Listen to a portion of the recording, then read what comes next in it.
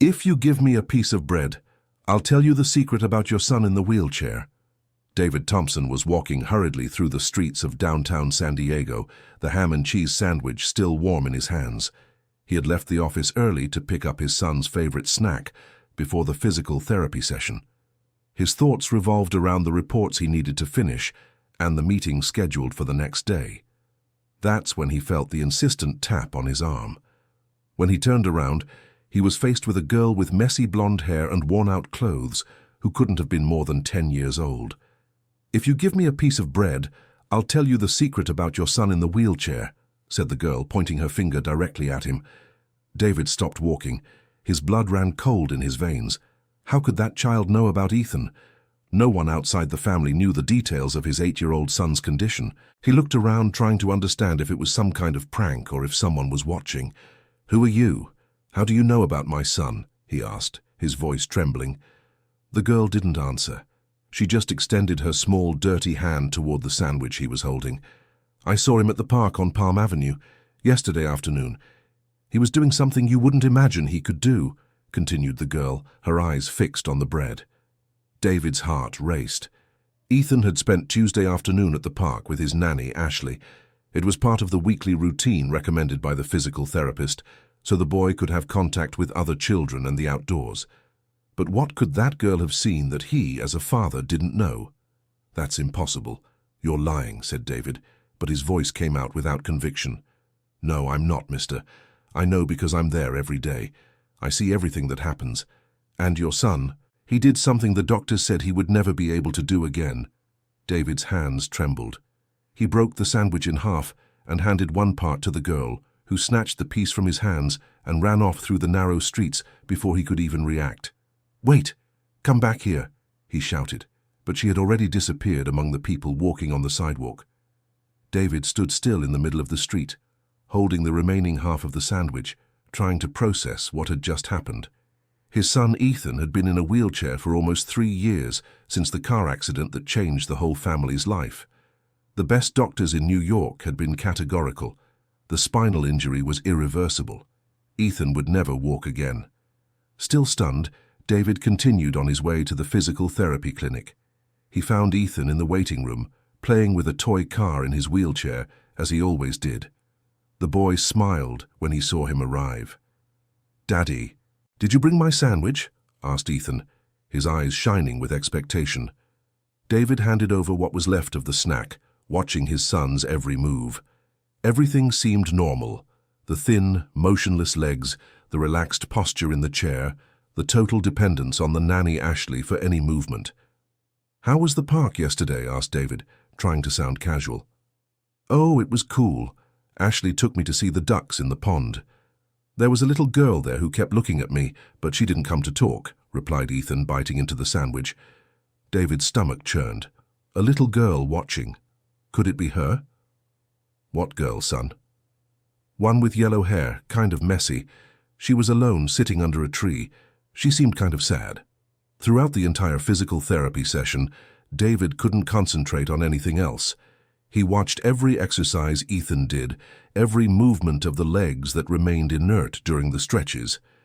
The physical therapist, Dr. Jennifer, noticed his nervousness. "Is everything all right, Mr. David? You seem worried today." "It's just that someone told me something strange about Ethan today.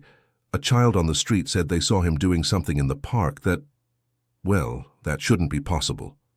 Dr. Jennifer stopped the exercise she was doing with Ethan and looked seriously at David. "What kind of thing?" "I don't know. The little girl ran off before she could tell me, but she seemed to know details about his condition that she shouldn't know. Mr. David, we've talked about this several times. Unfortunately, there are people who take advantage of the vulnerability of families like yours to pull scams or create false hope. I ask that you be careful." David nodded, but doubt had settled in his chest like a seed. During the drive back home, he kept looking at Ethan in the rearview mirror. The boy played with his tablet, seemingly unaware of his father's worries. At home, his wife Sarah was preparing dinner when they arrived. "How was physical therapy today?" she asked, kissing Ethan on the forehead while David transferred their son from the wheelchair to the dining chair. "It was good, Mom. Dad was acting kind of weird today, right, Dad?" David avoided Sarah's questioning look. He didn't know how to explain what had happened without sounding completely crazy. "I was just thinking about work, that's all," he lied. That night, after Ethan went to sleep, David couldn't close his eyes. He got up several times to check on his son, watching the lifeless legs under the blanket. Everything normal. Everything as it had been for the past 3 years. But the doubt persisted. The next morning, David decided to stop by the park on Palm Avenue before going to the office.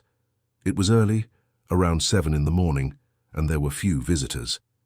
He walked through the areas where Ethan usually stayed, trying to imagine what that little girl could have seen.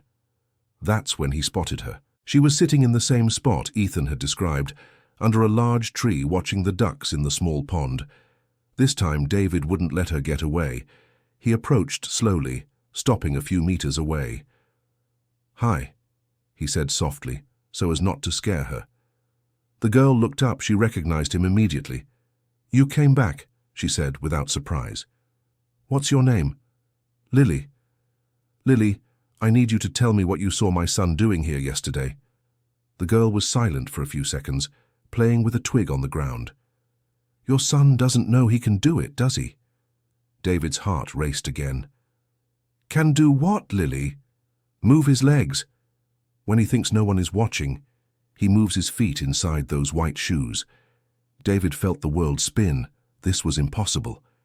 Ethan wore special orthopedic sneakers, but his legs were completely immobile. "Are you sure of what you saw?" "Yes, I am. I'm here every day, from sunrise until dusk.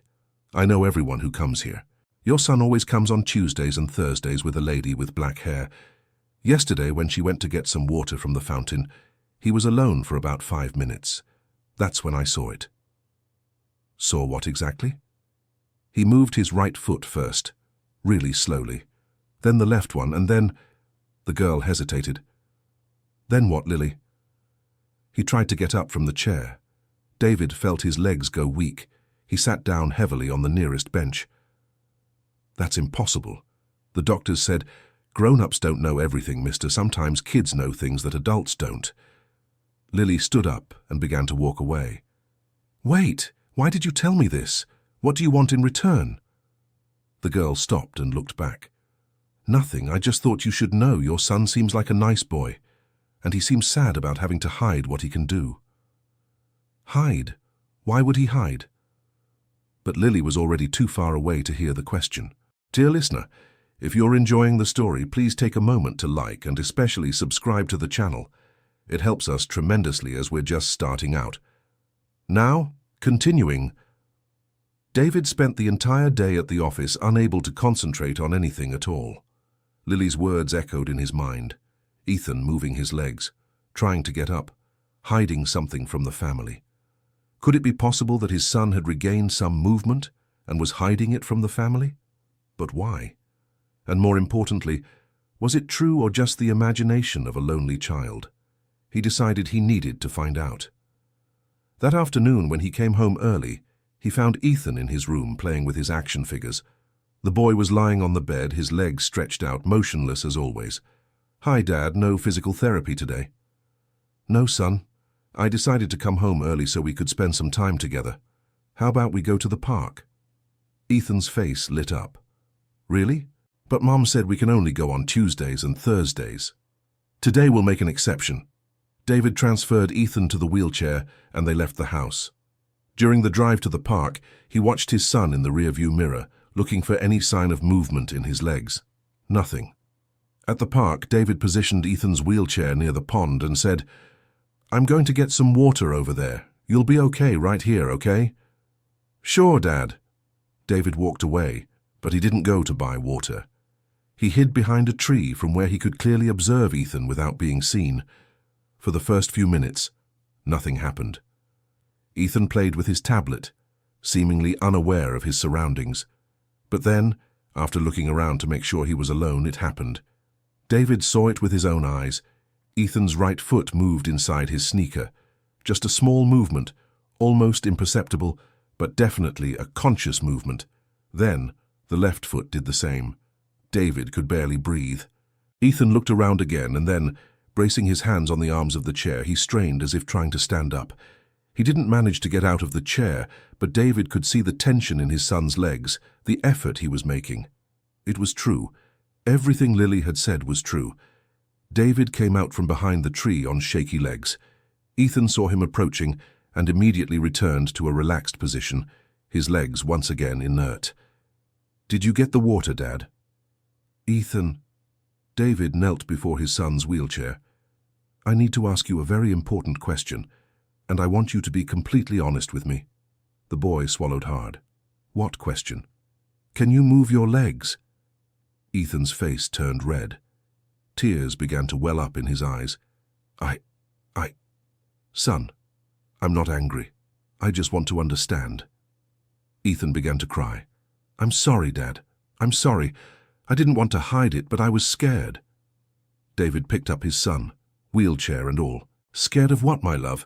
"Scared that you'd be upset if I couldn't walk properly. Scared of disappointing you again." "Again? Ethan, you have never disappointed us. But the accident was my fault. If I hadn't disobeyed and run into the street after the ball, none of this would have happened. Now if I try to walk and can't do it, you'll be even sadder with me." David felt his heart shatter into 1,000 pieces. For 3 years, his 8-year-old son had carried the guilt for the accident, and now when he was starting to regain movement, he was afraid to try for fear of disappointing the family. "Ethan, listen very carefully to what your daddy is going to tell you. The accident was not your fault. You were a 5-year-old child running after a ball. Children do that. And one more thing, you could never, ever disappoint us. It doesn't matter if you walk, run, jump, or stay in a wheelchair forever. We love you exactly as you are." "But I can feel my legs, Dad. For a few weeks now I've been feeling them. And sometimes they move on their own." "How long has this been happening?" "About 6 weeks. First it was just a strange sensation.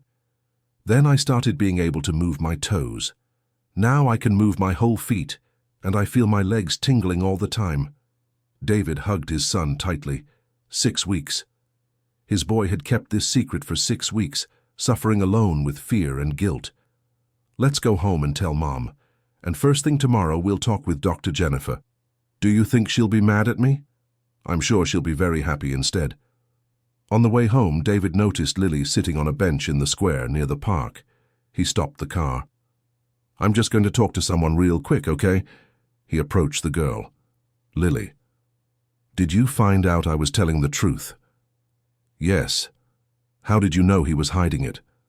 "Because I've hidden similar things. When I was younger, I pretended I couldn't speak so I wouldn't have to talk to the adults who wanted to adopt me. I was afraid they'd find out I wasn't the perfect little girl they wanted." David looked at that child and saw a wisdom that shouldn't exist in someone so young. "Where do you live, Lily?" "Nowhere, here and there." "And your parents?" "I don't have them anymore." David looked at Ethan in the car, then at Lily. An idea began to form in his mind, but he pushed it away. First, he needed to resolve his son's situation. "Thank you for telling me about Ethan. If it weren't for you, he might have kept suffering alone." "Children shouldn't suffer alone," said Lily, getting up to leave. "Lily, wait. Where will you be tomorrow?" "Probably at the park. It's where I always am. Can I meet you there? I'd like you to get to know my son better. I think you two could be friends." Lily smiled for the first time since David had met her. "I'd like that." At home, the conversation with Sarah was emotional and difficult at the same time. She cried when she learned that Ethan had carried the guilt for the accident all these years. She cried even more when she learned he was regaining movement and was afraid to tell. "How did we not realize he felt guilty?" asked Sarah, hugging Ethan. "Because he's very good at hiding what he feels, just like he was good at hiding that he was regaining movement," replied David. That night, Ethan slept in his parents' bed for the first time since he was a baby. The family needed to reconnect, to heal from the emotional wounds that had formed over the last 3 years. The next day, David missed work to take Ethan to an emergency appointment with Dr. Jennifer. The physical therapist was amazed by the discovery. "This is absolutely extraordinary, David. What we're seeing here could indicate that the injury wasn't as severe as initially diagnosed, or that there's been some kind of neural regeneration, I'll refer Ethan for a new set of neurological tests. And the chances of him walking again? It's too early to tell. What I can say is that Ethan is showing signs of significant motor recovery. With the proper treatment and, most importantly, with the right emotional support, the possibilities are very encouraging. Ethan, who had remained silent until then, asked, "Dr. Jennifer, if I can't walk perfectly, does that mean I'm a failure?" The physical therapist knelt in front of the boy's chair. "Ethan, look at me. You are not defined by whether you walk or not. You are a brave, smart, and caring boy. If you walk again, that will be wonderful. If you don't, you will still be exactly the special person you've always been. And you know what? The fact that you're feeling and moving your legs again is already a huge victory." That afternoon, as promised, David took Ethan to the park to meet Lily. She was in the usual spot, under the tree. "Lily, this is my son, Ethan. Ethan, this is Lily, the girl who helped me discover your secret." "Hi," said Ethan, a bit shyly. "Hi. Your dad told me you were hiding that you can move your legs. You won't tell anyone, will you?" "Of course not. Kids' secrets are sacred." The two started talking, and David felt emotional seeing how quickly they connected. Lily had a natural way with Ethan that was comforting. She didn't treat him like a fragile or different child. "Can I ask you a personal question, Lily?" asked David when they were playing with the ducks. "Sure. Where do you sleep?" "It depends. Sometimes at the shelter when there's space, sometimes just around." "And do you eat?" "Sometimes too." David felt a pang in his chest. That girl who had helped his family was living in a vulnerable situation. "Would you like to have dinner at our house tonight?" Lily looked suspicious. "Why?" "Because you helped us, and because every child should have a warm meal at the end of the day." "And then I have to leave?" "You don't have to go anywhere if you don't want to." That evening, Sarah prepared a special dinner. Lily ate as if she hadn't eaten in days, which was probably true. During the meal, she shared a bit of her story. She had lost her parents in a work accident 2 years before. Since then, she had been living between crowded shelters and the streets. She was 10 years old and had a sharp intelligence that she used to survive. "Why did you notice Ethan so much at the park?" asked Sarah.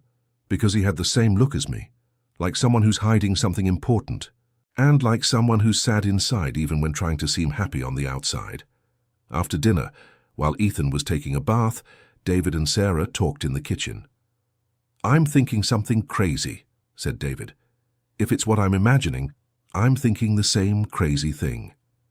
We can't let her go back to the street." "I agree, but adoption is a complex process. We have to think it through. What if we start by offering a temporary home until we sort out the situation?" Sarah smiled. "I think our son just got a sister." When they went to tell the children the decision, they found Ethan teaching Lily how to move her feet in the wheelchair. "If you can move just one little toe, it's already a sign that you're improving," he was saying. "But I can move my feet normally," laughed Lily. "Oh, that's right. I forgot you don't have problems with your legs." "But I have a problem with my heart. It hurts whenever I remember I don't have a family." Ethan held the girl's hand. "Now you do. You can be my sister if you want." David and Sarah exchanged glances. The children had already made the decision for them. In the days that followed, the family's routine changed completely. Lily adapted quickly to the new life, but always with the caution of someone who had lost everything before. Ethan, in turn, became more confident and started doing his physical therapy exercises with more determination. "It's amazing how her presence is doing him so much good," commented Dr. Jennifer during a session. "Ethan is more motivated than I've ever seen him." "They help each other," agreed David. She gave him the courage to no longer hide his progress, and he gave her a family to call her own. Ethan's neurological exams showed encouraging results. The injury had been partial, and gradual neural regeneration was occurring. With intensive physical therapy and emotional support, the chances of him walking again were real, but not everything was smooth sailing. David's family did not take well to the decision to take Lily in. David's mother, Mrs. Margaret, a 68-year-old lady known for her strong opinions, was especially critical. "Have you lost your mind, David, taking in a child from the streets?" What if she robs you? What if she brings trouble? You already have a disabled son to care for. Now you want this additional responsibility. Mom, Lily isn't a problem. She's a child who needs help. And you think you're saviors of the world. There are millions of children needing help. Are you going to adopt them all? Sarah, who was usually patient with her mother-in-law, couldn't hold back. Mrs. Margaret, this child saved our son from carrying a guilt that could have destroyed him psychologically. The least we can do is offer her what she deserves, a family. You'll regret this, prophesied Mrs. Margaret before leaving. The grandmother's words reached Ethan and Lily's ears, and they grew worried. What if your grandma is right? Asked Lily that night. What if I only bring trouble to you? You already brought the solution to our family's biggest problem, replied Ethan. You helped me not be afraid anymore. But Mrs. Margaret's comments planted a seed of insecurity in Lily. She began to behave more reservedly, as if preparing for another loss. Dear listener, if you're enjoying the story, please take a moment to like, and especially subscribe to the channel. It really helps us who are just starting out. Now continuing. The situation became even more complicated when a social worker from the city appeared to check the conditions Lily was living in. The visit had been requested by Mrs. Margaret herself, who claimed to be concerned about the girl's well-being. Mrs. Susan, I can assure you that Lily is being very well taken care of, explained David. She has her own room, is enrolled in school, and receiving all the necessary support. I understand, Mr. David, but I also need to speak with the girl alone to make sure she's feeling safe and comfortable. The conversation with Lily was tense. The girl, already familiar with the system, answered all questions cautiously. Do you feel safe in this house, Lily? Yes. Has anyone ever hurt you or made you feel uncomfortable? No. Do you like living here? Lily hesitated. David and Sarah felt their hearts race. I do, but sometimes I'm afraid it might not be forever. Why do you have that fear? Because nothing has ever been forever in my life. The social worker stayed for almost 2 hours in the house, evaluating every detail. In the end, her conclusion was positive, but she warned that there would be periodic visits for follow-up. After the social worker left, Lily became even more introspective. During dinner, she barely spoke. Lily, is everything all right? Asked Sarah. Is that woman going to take me away? Of course not. She just came to check if you're being well taken care of. And you are. But what if she comes back and decides I have to go somewhere else? Ethan put down his fork and looked seriously at Lily. You know what? When I was afraid of disappointing my parents because I couldn't walk, I would get sad and not enjoy the good things I had. You're doing the same thing. You're so afraid of losing our family that you're not enjoying having a family. Ethan's wisdom, even at 8 years old, surprised everyone.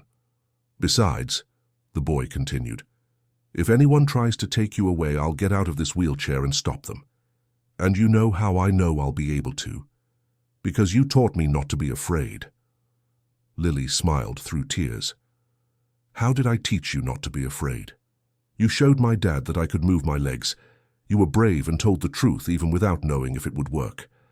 Now it's my turn to be brave for you. That night, Ethan did something that surprised the whole family.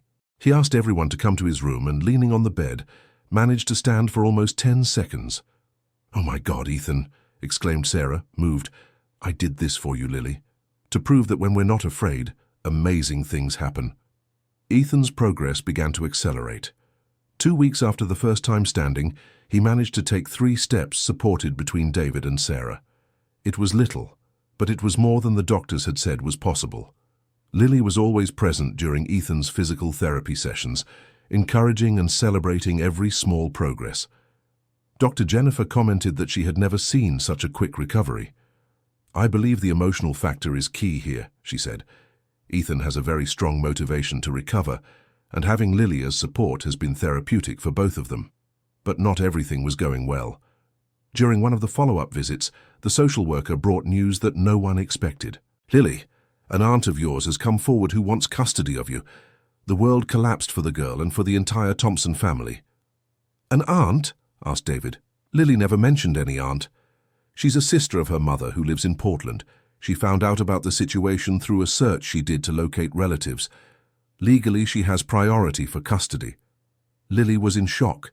She really did have an aunt, but she hadn't seen her since she was very little. "I don't want to go," she said, clinging to David. "This is my family now." "Unfortunately, Lily, the decision isn't yours. You are a minor and your aunt is your closest relative." That night was one of the hardest the Thompson family had ever been through. Ethan cried desperately. "It's not fair. Lily helped me walk and now they're going to take her away." "Son, sometimes life isn't fair, but we can't forget that Lily has a real family who wants her too." "But we are her real family," protested Ethan. David and Sarah didn't know what to say. Technically, the aunt had legal right, but emotionally, Lily was already part of the Thompson family. Lily's aunt, Patricia Miller, arrived in San Diego 2 days later. She was a middle-aged woman, apparently well-meaning but who hadn't known Lily for years. "Lily has grown so much," she said, trying to hug her niece who pulled away. "Aunt Patricia, I don't want to leave. I have a family here. But Lily, I am your blood family, and you have cousins in Portland who are eager to get to know you better." "Family isn't just blood," said Ethan, approaching in his wheelchair. "Family is who takes care of us when we need it." Patricia was surprised by the boy's maturity. "And you consider yourselves family?" "She is my sister," Ethan replied without hesitation. "I understand the bond that has formed here, but Lily belongs to our family. We lost touch after my sister moved to San Diego, but we always cared about her." "If you always cared, why didn't you ever look for her when her parents died?" Emma asked David, trying to stay calm. "We didn't know what had happened. We only found out recently through a search we did with public agencies." The discussion continued for hours, but the legal decision was made. Lily would have to go to Portland with her aunt the following week. That night, the two children talked until late. "Do you promise you won't forget me?" asked Lily. "How could I forget the person who taught me to walk? You're not walking properly yet, but I'm trying, and when I can walk completely, I'll go to Portland to visit you." "Promise?" "I promise." The following days were filled with emotion. Lily seemed to have emotionally regressed, becoming distrustful and closed off like when she first arrived. Ethan, in turn, stopped making progress in physical therapy. Dr. Jennifer noticed immediately.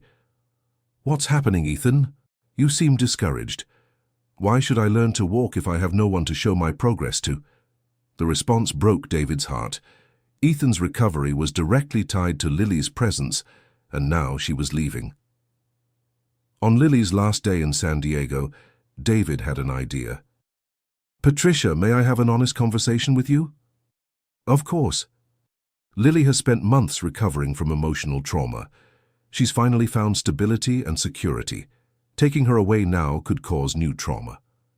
"But she's my niece. I have the right to raise her." "You're right, but couldn't we find a solution that's better for Lily?"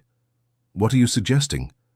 "What if she spent a few months in Portland to get to know you all, and then decided where she wants to live permanently?" Patricia grew thoughtful. "What if she decides to stay here? Then we'll respect her decision. She's already suffered too much loss in life to be forced to live where she doesn't feel at home. And if she decides to stay in Portland, then we'll support her decision and always stay in touch." Patricia looked at Lily, who was hugging Ethan on the couch. "May I speak with her?" "Of course." The conversation between Patricia and Lily lasted nearly an hour.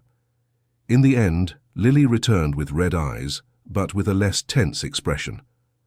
"What did you decide?" asked Sarah. "I'm going to Portland for 3 months," said Lily. "Aunt Patricia promised that if I don't adjust, I can come back." "And if you do adjust?" "Then I'll have 2 families instead of none."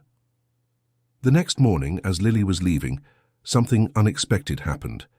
Ethan, who was in his wheelchair saying goodbye, suddenly leaned on the arms of the chair and stood up. He took 2 wobbly steps toward Lily and hugged her while standing. "You did it!" shouted Lily, emotional. "I did it because you taught me to be brave," replied Ethan, holding tight to his friend. The scene was so moving that even Patricia got teary-eyed. "Now I understand why you consider yourselves family," she said. "You truly saved each other." Dear listener, If you're enjoying the story, please take a moment to like and especially subscribe to the channel. It really helps us who are just starting out. Now continuing, the 3 months of separation were difficult for everyone. Ethan continued progressing in physical therapy, but always asked when Lily would return. David and Sarah kept in daily contact with Portland, checking on how Lily was adjusting.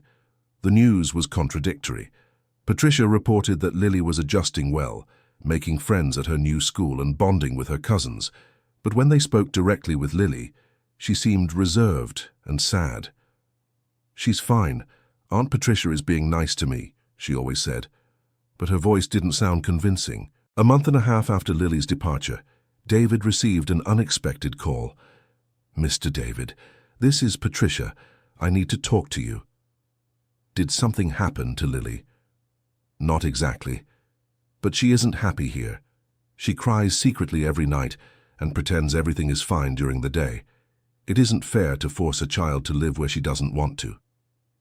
What are you suggesting? That you come get her. Portland isn't her home. San Diego is. David felt a mix of joy and concern. "Patricia, are you sure? We don't want to cause family problems." "I'm sure. Lily told me your whole story, how she met Ethan in the park, how she helped him overcome his fear, how you took her in. This is her family. I will always be the aunt she can visit, but you are the parents she chose." The following Saturday, David, Sarah, and Ethan traveled to Portland. Ethan had insisted on coming along, despite the difficulty of the trip. He wanted to be there for the moment they brought Lily back. When they arrived at Patricia's house, Lily was waiting at the window. She ran to meet them before they even got out of the car. "You came to get me," she shouted, jumping into David's arms. "Of course we came. You're our daughter," replied Sarah, moved.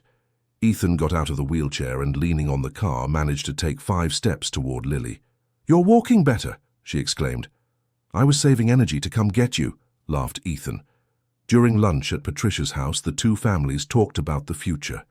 It was decided that Lily would spend school vacations in Portland, maintaining ties with her aunt and cousins, but would live permanently in San Diego. "Thank you for understanding," Sarah said to Patricia. "Thank you for taking care of her when I couldn't," replied Patricia. "You are special people." The trip back to San Diego was festive. Lily and Ethan talked non-stop, him telling all about the progress he had made, and her telling about her cousins and life in Portland. "You know what I missed the most?" said Lily. "What?" "Seeing you try to walk. Here in Portland there was no one for me to cheer for. And I missed having someone to cheer for me." Back in San Diego, the Thompson family's life returned to its normal rhythm, but now with a different dynamic. Ethan was more confident and independent. Lily was more secure in her place in the family. David and Sarah had learned that family love isn't about blood, but about choice and dedication. Ethan's progress continued to accelerate. 6 months after Lily's return, he could walk with the support of crutches for considerable distances. Dr. Jennifer was impressed. "In 20 years of practice, I've never seen such an extraordinary recovery. Ethan not only regained movements the doctors said were impossible, but he developed a willpower that will take him far in life." "It was Lily who taught me that we don't need to be afraid," said Ethan. "If she hadn't told my father that I could move my legs, I would have kept pretending I couldn't forever." 1 year after the meeting in the park, David decided to surprise the children. He took the whole family to the park on Palm Avenue, the place where it all began. "Why did we come here, Dad?" asked Ethan. "So you can see how far we've come since that day when Lily stopped me on the street." "Do you remember what I said that day?" asked Lily. "If you give me a piece of bread, I'll tell you the secret of your son in the wheelchair." And now it's not a secret anymore, is it? Now it's not a secret anymore. And Ethan doesn't need the wheelchair for short distances anymore. It was true. Ethan had progressed so much that he used the wheelchair only for long distances or when he was tired. For short walks, he could walk with crutches or even leaning on someone. "Dad, can I ask a question?" said Ethan. "So, of course." "If Lily hadn't seen me moving my legs that day, do you think I would have been able to walk again?" David thought about the answer. "I think you would have, son. But it might have taken much longer, and you might have suffered much more. Lily not only discovered your secret, she taught you that there was nothing to be afraid of. And you, Lily, if you hadn't told us about Ethan, where do you think you would be today? Asked Sarah. I'd probably still be sleeping on the street and going hungry, she replied honestly. You saved me just as much as I saved Ethan. No one saved anyone, said David. We saved each other. 2 years after the first meeting, the Thompson family was very different. Ethan walked normally, although he still did physical therapy to strengthen his muscles. Lily had been officially adopted and was one of the best students in school. More important than individual progress was how they had become a strong and connected unit. The difficulties had brought them closer instead of driving them apart. David often thought about how a simple piece of shared bread had changed the entire family's destiny. If he hadn't stopped to listen to an unknown girl on the street, if he hadn't had the courage to confront Ethan about his hidden progress, if he hadn't decided to welcome Lily. But there were no ifs. There was only a family that found each other in the most unexpected way possible. Dad, today is the 2-year anniversary of the day we met Lily, said Ethan one Saturday morning. It is indeed. How do you remember these dates? Because it was the day our family became complete. That afternoon, the 4 of them went to the park to celebrate. They brought bread to feed the ducks, just like they had done on the first day they were together. Do you know what my biggest dream is? Asked Lily as the ducks approached to eat. What? They all asked in unison. That other children who are suffering alone can find families like you. And what is your dream, Ethan? Asked David. That I can help other children with disabilities not to be afraid like I was. David and Sarah looked at each other. Their children had developed a generosity and empathy that was a direct result of the hardships they had faced together. You know what? Said David. I think we can turn these dreams into reality. How? Asked the children. What if we started a project here at the park? Every Saturday we could come here to help children who are going through difficulties. Ethan can share his experience of overcoming. Lily can help children who feel alone. And we can offer support to families, added Sarah. The idea grew, and 3 months later, the Shared Bread project was up and running at the park on Palm Avenue. Every Saturday, the Thompson family and several volunteers gathered to offer support, guidance, and especially a listening ear to children and families in vulnerable situations. Ethan became an inspiration for children with disabilities, showing that physical limitations do not define what a person can achieve. Lily helped children who had lost families or were in shelters, showing that it was possible to find a new home. The project grew so much that it caught the attention of the local media. In a TV interview, the reporter asked David how it all began. It started with a brave girl who wasn't afraid to tell the truth to a stranger. She said that if I gave her a piece of bread, she would tell me my son's secret. What she didn't know is that by revealing that secret, she would forever change all of our lives. And what was the secret? That my son was stronger and braver than any of us imagined, and that sometimes children know things about themselves that adults don't notice. During the interview, they showed footage of the work the family was doing at the park. Ethan, now 10 years old and walking normally, was teaching physical therapy exercises to other children. Lily, 12 years old, was organizing recreational activities and talking to children who were facing family difficulties. What would you say to families who are going through similar situations? Asked the reporter. Don't be afraid of the truth, replied Ethan. Sometimes the truth can be scary, but it always sets you free. And never give up on children, added Lily. Every child has something special to offer the world. Sometimes they just need someone who believes in them. After the report, the Shared Bread project received dozens of offers of help.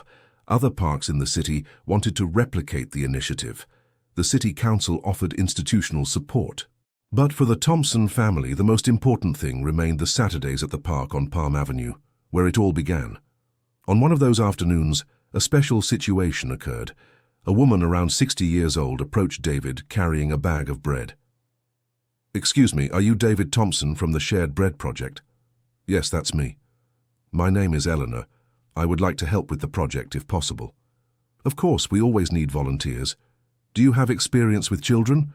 I do. I was a teacher for 40 years. I retired last year and I'm looking for a way to still be useful. David introduced Eleanor to Ethan and Lily. The empathy was immediate. The children sensed in her a grandmother they never had. Mrs. Margaret had passed away the previous year, and although she had reconciled with the family in her final months, she had never developed a close relationship with the children. Eleanor became one of the project's most dedicated volunteers.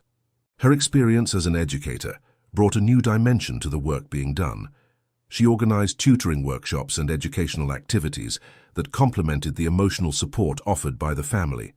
More importantly, she brought the perspective of wisdom that comes with age. In her conversations with the children and families served, Eleanor shared lessons from decades of life and profession.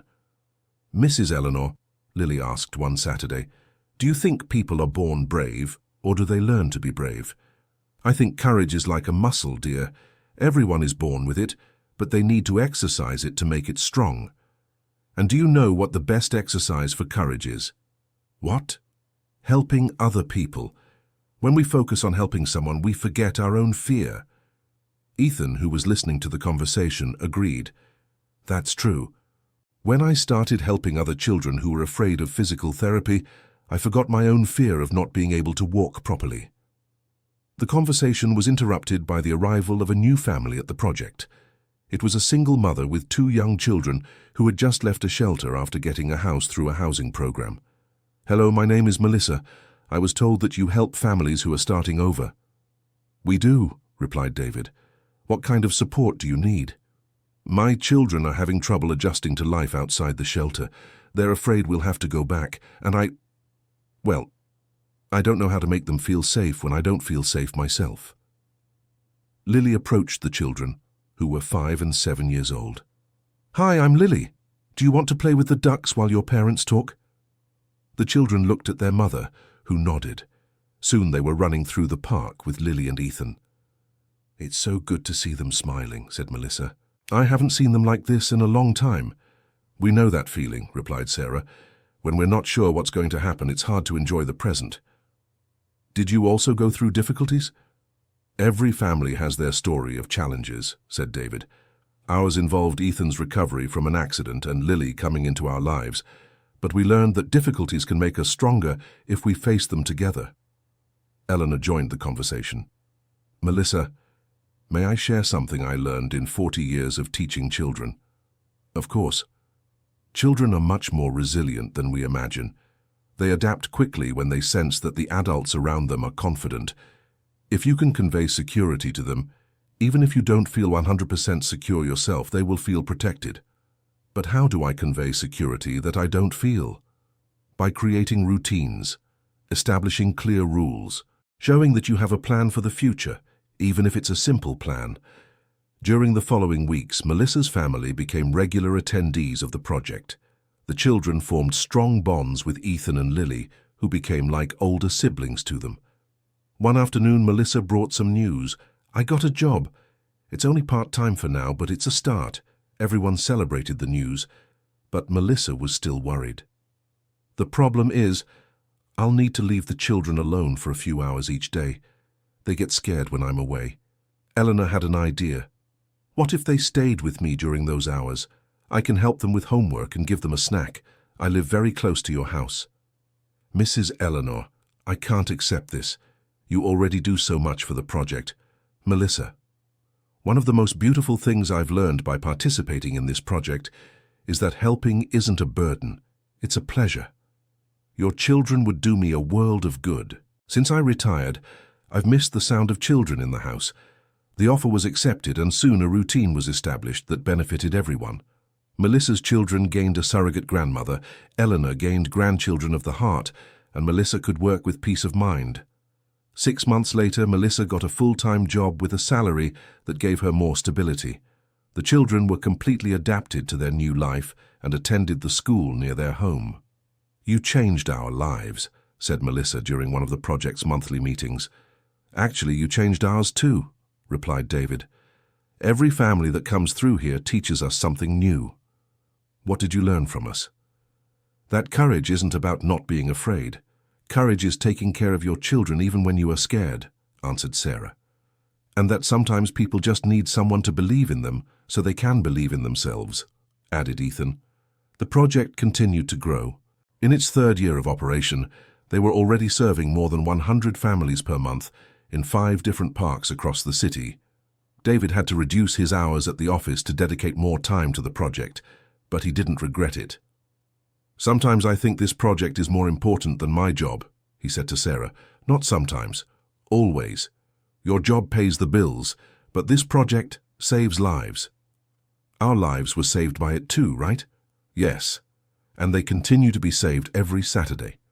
On one of these special afternoons, David was sitting on the bench where he first saw Lily when she approached, now a 14-year-old teenager. "Dad, can I ask you a serious question?" "Of course." "Do you think if you hadn't stopped to listen to me that day, our lives would be different?" David thought about the answer. "They definitely would be. But you know what amazes me the most?" "What?" "That a 10-year-old child had the courage to approach a stranger on the street to help another child she didn't even really know. I did know him. At least I knew his look. It was the same look I had." "What look was that?" "Of someone who is hiding something important and suffering because of it." Ethan approached, now a 12-year-old teenager who walked normally and played sports at school. "Are you talking about the day you met?" "We are," replied David. "I have a theory about that day," said Ethan. "What is it?" "I think you two were meant to meet.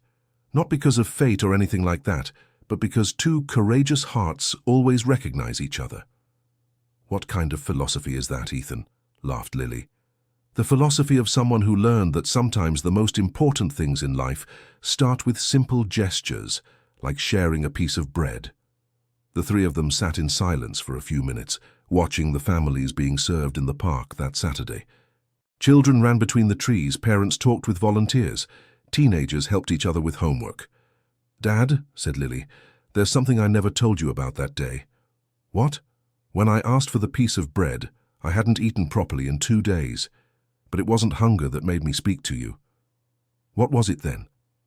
"It was seeing you walking in a hurry, but stopping to look at the people around you. Most adults just walk straight past without seeing anyone. You looked, and I thought, this is the kind of person who might help a child." David felt his eyes well up. "And you were right." "You were both right," said Ethan. "She was right to trust you, and you were right to listen to her. And you were right to trust both of us with your secret," Lily finished. Sarah approached the group carrying a bag of bread. "What are you all talking about so seriously?" "About how we got here," replied David. "And did you reach any conclusion?" "Yes," said 3 voices in unison. "Which is?" "That the best thing that can happen in a person's life is to find a family. And that family isn't just who you're born with, it's who you choose to stay with," said Lily. "And that sometimes it takes courage to accept help, and sometimes it takes courage to offer help," added Ethan. "And that small gestures can change entire lives," David finished. Sarah smiled and handed out bread to each of them. "Then let's keep changing lives, one piece of bread at a time." As they walked through the park distributing bread and talking with the families present, David reflected on the journey they had taken. 3 years earlier, he was just a businessman worried about reports and meetings. Today, he was the coordinator of a project that impacted hundreds of families. Ethan had gone from a wheelchair to becoming a young athlete who inspired other children with disabilities. Lily had gone from the vulnerability of the streets to becoming a young leader who helped other at-risk children. And Sarah had discovered a vocation she never knew she had for working with families in need.